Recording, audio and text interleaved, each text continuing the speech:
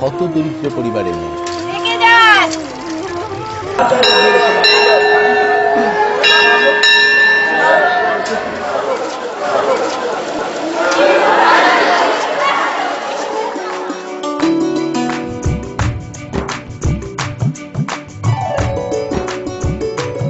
Class 11-এর মেধাবী ছাত্রী পিঙ্কি একদিন হয়ে গেল ওই মেয়েটা।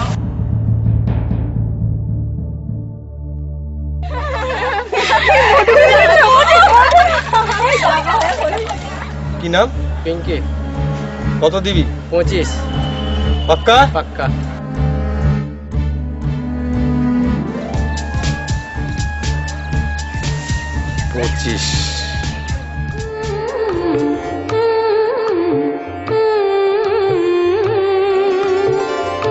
ভালোবাসার দক্ষ খেলোয়াড় রনির বেশি সময় লাগলো না পিঙ্কির মন জয় করতে। I love you.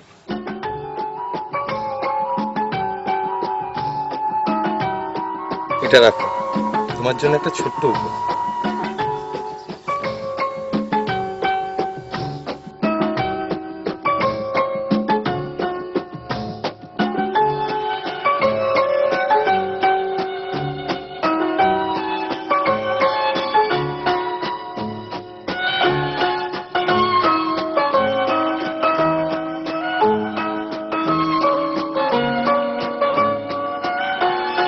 সুযোগ পেলে আমাকে ফোন করো।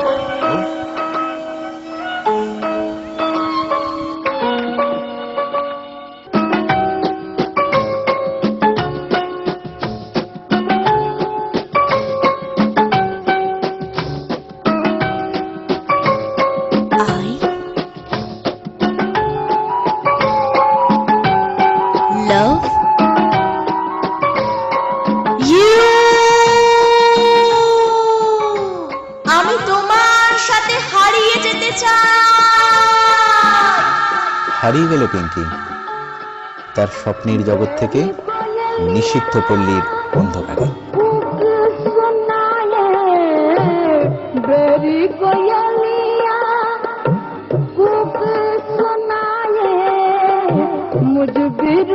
শুরু হলো এক যন্ত্রণাময় জীবন।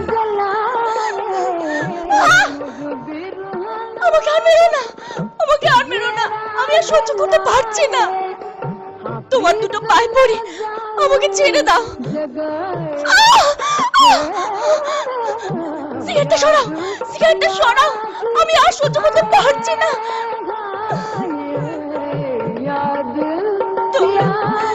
তুমি যা বলবে আমি তাই করবো।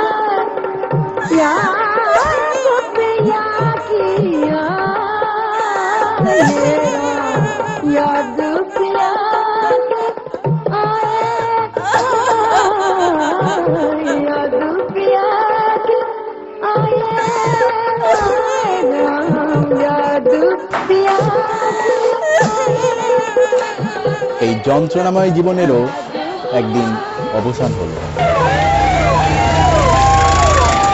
পশ্চিমবঙ্গ পুলিশের এক বিশেষ দল স্থানীয় থানার সাহায্যে আরো কিছু মেয়ের সাথে উদ্ধার করলো পিঙ্কিকে, ফিরিয়ে দিয়ে গেল বাড়িতে। কিন্তু তারপর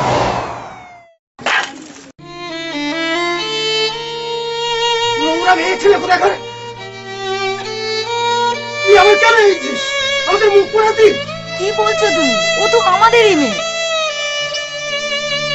চারপাশে ফিসফিসিনি শুনতে পাও না? তোমার বড় মেয়েটা বিয়ে দিতে পারবে, ওরও বিয়ে দিতে পারবে।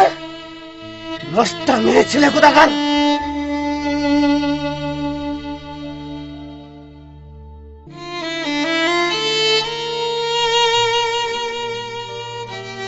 দুশ্চিন্তাগ্রস্ত বাবার দিকে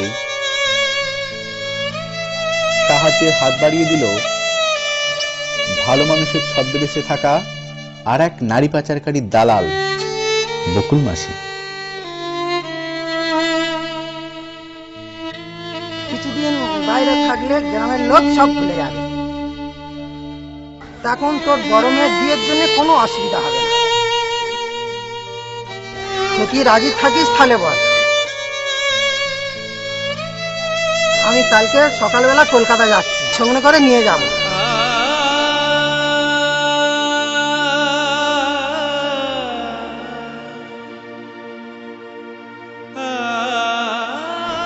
আমি রাজি।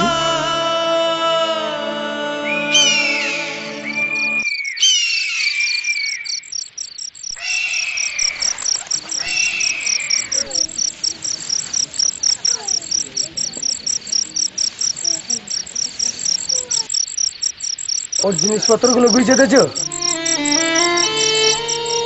আমি যাব না বাবা। যাবি না মানে? বকুল মাসে যতগুলো মেয়েকে কলকাতায় কাজে নিয়ে গেছে, কেউ কি আর ফিরে এসছে বাবা?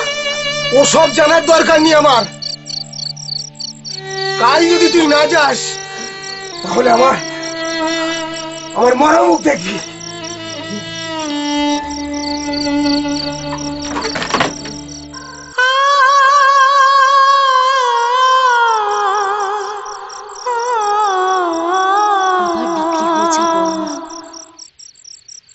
আবার সেই অত্যাচার। আমাকে আর কেউ চায় না, কেউ না। আমার মরাই ভালো।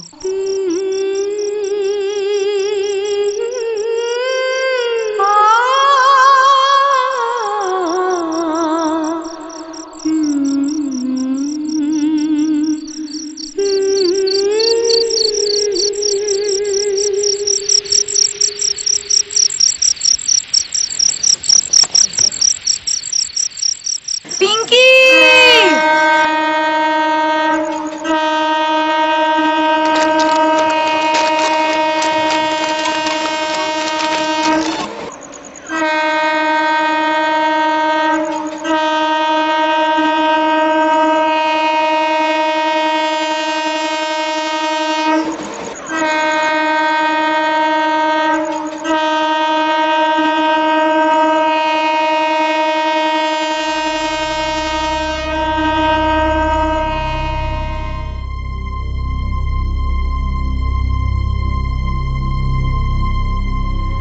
এইভাবে পালিয়ে যাওয়া নয়, বরং চেতনার প্রদীপ জ্বালাও নিজের মধ্যে, আর তার আলো ছড়িয়ে দাও তোমার মতো সমস্ত মেয়ের মাঝে।